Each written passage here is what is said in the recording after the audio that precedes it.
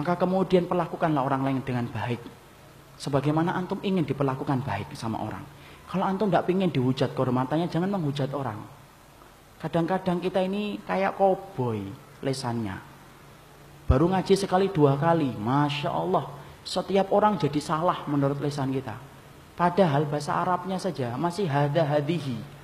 Membedakan antara ikhfa syafawi sama ikhfa saja tidak ngerti. Tapi Masya Allah, lesannya, Masya Allah, liar. Lebih liar daripada ilmunya. Sejak kapan ilmu itu menjadikan kita menjadi orang yang menghujat orang lain? Ikhwan, antum takut sama riba, dosa yang paling ringan, berzina dengan ibu. Tapi antum tahu dosa yang paling berat dari riba? Yaitu menjatuhkan kehormatan seorang mukmin. Siapapun mereka punya hak untuk dihormati dan diberikan petunjuk. Ada ikhwan kita dari Ikhwanul Muslimin, mereka punya kesalahan, iya. Tapi bukankah mereka punya hak yang sama untuk berikan nasihat yang baik?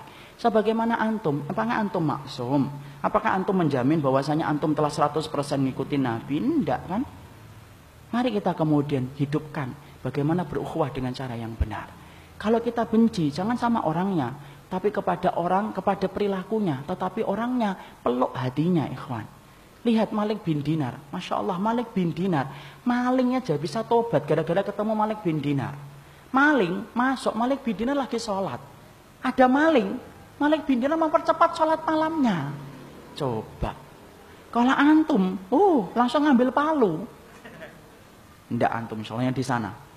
Tapi biasanya pindahan dari sini. Jadi Malik bin Dinar mempercepat sholatnya. Kemudian ketika maling itu nyari di rumahnya Malik bin Dinar, ndak ketemu barang berharga. Rumahnya ulama salafus saleh, ndak ketemu barang apa-apa. Mau keluar lewat jendela, dipanggil Malik bin Dinar, sini, dapat apa? Loh coba, antum baca itu kisahnya nyata, ikhwan. Antum tidak akan percaya itu bagaimana akhlaknya para salafus saleh. Sini, mau nggak aku berikan satu hal yang lebih baik daripada yang kamu rencanakan untuk mencuri? Apa? Ambil itu kemudian semangkok air, wudhu. Malingnya zaman salaf. Ya kemudian disuruh wudhu, ngambil wudhu. Kalau sekarang dibacok antum. Kemudian dia wudhu, dia ambilkan air untuk wudhu. Kemudian dia berkata sholat malingnya, nikmat dia sholat. Tuh kan lebih baik daripada apa yang kamu hendak ambil. Iya, boleh sholat lagi, boleh sholat lagi. Sampai kemudian 11 rakaat selesai. Di rumahnya Malik bin Dinar. Selesai kisahnya enggak. Malik bin Dinar lagi sahur, puasa sunnah. Ditanya sama malingnya, ngapain? Puasa untuk besok. Boleh enggak saya ikut bergabung? Ayo monggo. Maka kemudian makan sahur. Puasa. Maling habis sholat malam puasa. Setelah itu adzan subuh. Kemudian pergi. Mau kemana? Sholat ke masjid. Ya sudah saya ikut. Ikut sama Malik bin Dinar. Masya Allah. Sampai ikut ke Malik bin Dinar. Sampai pulang. Kemudian ngomong. Boleh enggak saya itu kemudian tinggal di sini beberapa hari? Boleh, karena nikmatnya saya tinggal di sini. Masya Allah, ikhwan. Itu loh, orang yang paham akhlak. Nggak usah banyak ngomong, hatinya nembus ke hati orang lain. Berapa banyak orang yang berilmu, alah, menjadikan kita benci banyak orang akhirnya. Masya Allah, apa ada ilmu yang menjadikan kita benci sama orang yang beriman? Tidak ada. Kemudian dia tinggal bersama Malik bin Dinar 3 hari. Setelah itu dia keluar dari rumahnya Malik bin Dinar. Setelah keluar, kemudian ketemu dengan maling. Yang maling satu, belum taubat. Dapat apa kamu sampai 3 hari di rumahnya Malik bin Dinar? Tahu jawabannya Pak maling itu? Sarokoni qabla an asyriqa. Dia telah mencuri hatiku sebelum aku mencuri hartanya. Masya Allah. Bisa puitis setelah itu, ikhwan. Coba ikhwan. Akhlak salaf itu kayak gitu loh. Coba kita lihat Hasan al-Basri. Rumahnya tertetesi dengan kotoran rumahnya, rumah tetangganya, Yahudi. 11 tahun, ikhwan. Setelah itu kemudian dia ketika dalam keadaan sakit dikunjungin oleh tetangganya Yahudi. Lalu kemudian tetangganya Yahudi berkata, loh ini apa ini? Air.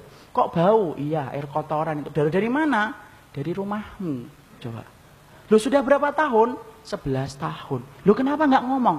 Aku sungkan bicara sama dirimu. Yahudi itu langsung masuk Islam, ikhwan. Lihat lagi Amr bin As. Ketika kemudian secara khilaf beliau ngambil harta seorang Yahudi. Kemudian akhirnya pergi orang tua Yahudi itu ke Madinah. Bertemu dengan siapa? bertemu dengan Umar bin Khattab yang dia sangka rumahnya lebih mewah daripada rumahnya Amr bin As. Tapi apalah daya, justru dia mendapati Umar bin Khattab itu tidur di bawah pohon. Dia cerita unek-unek, Amr bin As ngambil tanah saya untuk dibangun istana. Perhatikan, Umar bin Khattab ngambil tulang, digaris dengan pedangnya, bawa, tunjukkan sama Amr bin As. Yahudi itu mikir, ya Allah, dari Mesir ke Madinah cuma dapat tulang. Coba dapat apa kita? Pulang dia ke Mesir, ditunjukkan itu kepada Amr bin As. Masya Allah. Lihat bagaimana ketegasan akhlaknya Umar bin Khattab membuat Amr bin As gemeter dan akhirnya menyerahkan kembali tanah itu kepada Yahudi sampai Yahudi itu masuk Islam. Ini akhlak salaf, ikhwan. Orang mempelajari manhaj salaf seminggu selesai. Bisa. Kalau antum pintar hafalnya. Tapi kalau antum anaba hafal at-takbir lupa, ini 2 bulan biasanya. Tapi kalau antum pintar hafalannya, seminggu 2 minggu selesai antum mempelajari kitab akidah. Tapi mempelajari akhlak salaf itu seumur hidup. Dan ini yang hilang. Kan ana sering ngomong, kalau kita dibenci karena kebenaran, anugerah. Antum difitnah, antum digibahi karena antum mempunyai keyakinan atas dasar ilmu. Syukur antum. Karena apa? Allah sedang ngirimkan penghapus dosa-dosa antum. Tapi kalau antum dibenci karena kebenaran, syukur. Tapi kalau antum dibenci karena akhlak, itu musibah. Tidak ada akhlak salaf yang dibenci. Tidak ada ulama salaf yang dibenci karena akhlak. Ada enggak seorang alim yang kemudian diperintahkan bagi kita membenci? Ada. Perhatikan perkataan Imam Syafi'i. Man ahabba ayaftahallahu lahu qalbahu wa yunawwirahu fa'alaihi bil khulwah wa tarkus sufaha wa qillatul aql wa bughdu ahlul ilmi alladzi laisa ma'ahum insafun wala adabun. Tahu artinya? Enggak tahu insyaallah. Imam Syafi'i berkata, siapapun yang ingin dilapangkan hatinya, maka hendaklah dia khulwah, berdoa dengan Allah sering-sering. Kalau antum ingin merasakan nikmatnya iman, bangun ikhwan tengah malam. Jangan jadi bangkai di tengah malam. Bangun berdoa dengan Allah. Ketika hati antum sering berdoa dengan Allah daripada berdoa dengan manusia, Allah akan jadikan manisnya iman di hati antum. Itu kata Imam Syafi'i. Wa tarkus sufaha, tinggalkan orang yang bodoh, yang ngomongin maksiat dan dosa terus. Wa qillatul aql, sedikit makannya. Wa bughdu ahlul ilmi, benci orang yang berilmu. Itu siapa? Alladzi laisa ma'ahum insafun wala adabun, yang tidak punya adab dan tidak punya akhlak. Jadi kalau ada pelaku bid'ah, lihat dulu bid'ahnya berat atau tidak. Kalau berat, antum harus lihat dulu. Jangan-jangan dia belum paham. Jangan-jangan dia belum ngerti. Antum harus belajar kayak dokter. Dokter itu kalau mendapati pasiennya kanker stadium 4, tidak ditabokin pasiennya. Tapi kemudian diajak, Pak, tenang, insya Allah pelan-pelan, moga-moga Allah memberikan kesembuhan. Itu dokter. Jangan membantu setan untuk menjerumuskan saudara kita.